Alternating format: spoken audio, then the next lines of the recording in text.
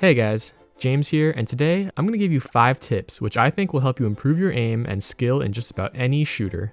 Now I know what you're going to say, James, you aren't a pro gamer. What on earth can you teach me about aim?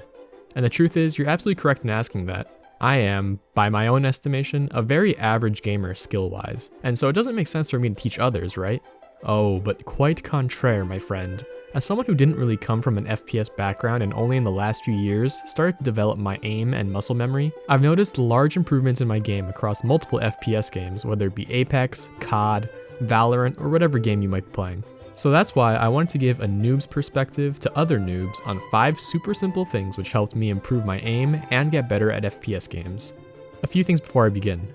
1. This guide is for people who are really bad at shooters, as I think I was not too long ago. If you're able to consistently frag or have been playing shooters for a long time, you probably already know these tips. 2. These tips are mainly for mouse and keyboard players, as that's what I'm used to playing, and the mechanics of a mouse versus controller are obviously different. Even so though, some of these tips can still be applied to controller players as well. So enough dilly-dallying, here's my 5 tips to get better at any FPS game. Tip number 1. Lower your sensitivity. This was a big one for me and has been something I've been suggesting to pretty much all my friends who struggle in FPS games.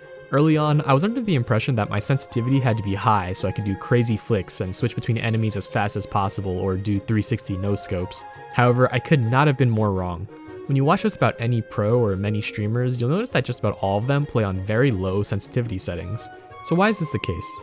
Well, to put it simply, having lower sensitivity makes it easier to be more precise and track enemies. At higher sensitivities, a smaller movement of the mouse corresponds to a larger movement across the screen. As such, it can be quite difficult to be consistent and precise with your aim at high sensitivities, and often you'll have some dead space which you might find really hard to consistently hit, even though you're barely moving your mouse. With lower sensitivities, it becomes way easier to track enemies consistently, and when you start facing people who are better with strafing and movement, you won't find yourself missing as much when trying to follow an enemy. Finding the ideal sensitivity for each game will vary, and there are tools and aim trainers which can help with this process, but also keep in mind that the speed and nature of games will be different, so really it comes down to playing and experimenting to find out what works for you. It definitely takes time getting used to moving your mouse more when aiming at low sensitivities, but trust me, the results are amazing. Alright, my number 2 piece of advice is, don't ADS all the time when shooting. I think maybe this can be a habit that people develop, especially for people who might have been more used to playing on a controller, but ADSing is both a gift and a curse.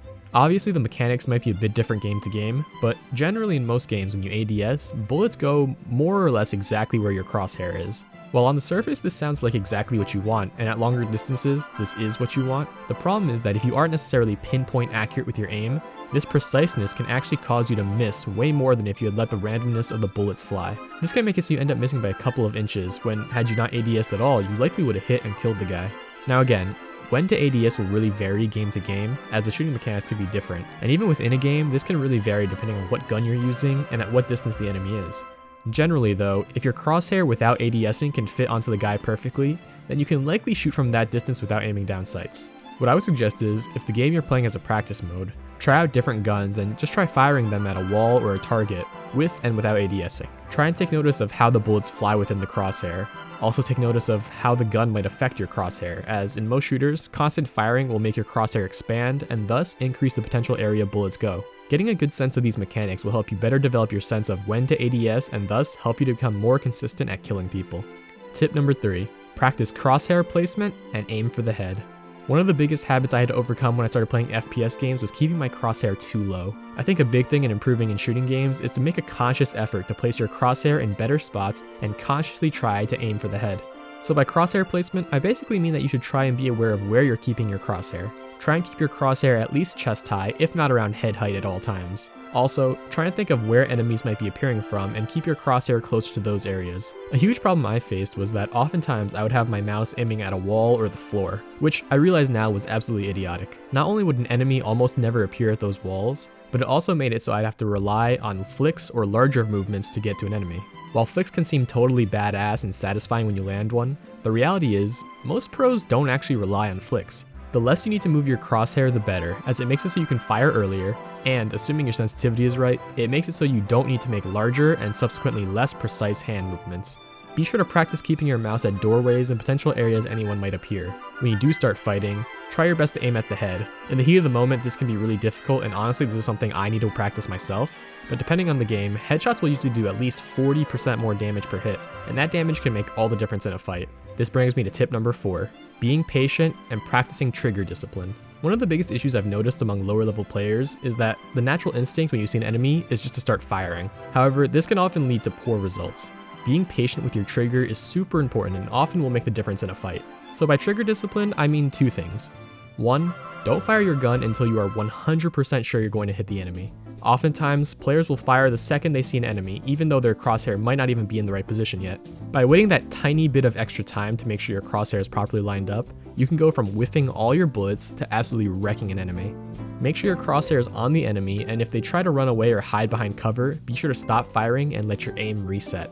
This also saves bullets, and I'm sure everyone's had fights where they lost because they ran out of ammo or they needed to reload. So trigger discipline also means 2, don't fire the second you see an enemy. There are a ton of reasons why you might do this. For example, maybe the enemy you see has a teammate close behind. If you wait until you see both of them, it can often be the difference between wiping both of them out versus knocking one and then getting yourself killed by the teammate. Another example would be, maybe the enemy is too close to cover. If you had waited an additional second, they might be in a much more open and vulnerable place, unable to run from you before dying. If you're too impatient, oftentimes they'll be able to just run, hide, recover, and then turn around and kill you just as you start making a move in to try and kill them. Tip number 5, aim isn't everything. While most of this guide was around aim and firing, another thing you need to realize is that aim is only part of the game. Game sense, positioning, movement, and communication are often just as important in shooting games as aim is. Ultimately, a lot of these come from just playing more and understanding the mechanics and maps in the game. Knowing where to position yourself and get cover, how to strafe, crouch, prone, or jump during a fight, when to move in or retreat, knowing when to use throwables, abilities, and heals are all things that come with practice and are immensely important. If you constantly throw yourself into bad positions, you'll usually end up dying, even if you have god aim, and game sense is what separates the good players from the top tier players. Learning to aim well is obviously important, but it's also important to realize that it's not the only thing that matters in a shooter. Especially in team shooters like Valorant, CS, or Overwatch, being able to communicate well to your team can often mean the difference between winning and losing. And there you have it, folks, my 5 noob tips on improving in just about any FPS game. I hope you enjoyed the video. Feel free to let me know down below any tips you might have for improving at shooters. And if you enjoyed the video, please do consider liking and subscribing, as it really helps my channel and pushes me to continue to create more and better videos. Otherwise, as usual, I hope you have a great rest of your day. Peace.